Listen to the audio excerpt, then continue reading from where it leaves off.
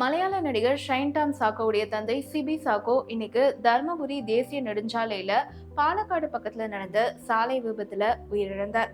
அவருக்கு வயது 70. நடிகர் ஷைன் டாம் சாக்கோ மற்றும் அவருடைய தாயார் மரியா கார்மன் அவங்களுக்கு வயசு 65. இந்த விபத்துல காயமடைஞ்சிருக்காங்க. மலையாள நடிகர் ஷைன் டாம் சாக்கோ மற்றும் அவருடைய குடும்பத்தினர் இன்னைக்கு காலையில தமிழ்நாடு பக்கத்துல கார் விபத்துல சிக்கி இருக்கிற செய்தி சோகத்தை ஏற்படுத்தியிருக்கு. அவருடைய தந்தை சிபி சாக்கோ சம்பவ இடத்திலேயே உயிரிழந்திருக்காரு. அதே நேரத்துல ஷைன் டாம் சாக்கோவும் அவருடைய தாயாரும் பலத்த காயமடைஞ்சிருக்காங்க.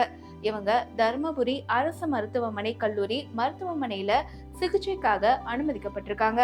அங்கு மருத்துவர்கள் 2 பேருக்குமே சிகிச்சை கொடுத்து வராங்க. பாலக்கோடு காவல்துறையினருடைய கூற்றுப்படி காலை 7 மணி அளவுல பெங்களூரு நோக்கி சென்ற கார் பாலையூர் அருகே விபத்துல சிக்கி இருப்பதாகவும் கார் முன்னால் சென்ற லாரி மீது மோதியதாகவும் சொல்லப்படுது.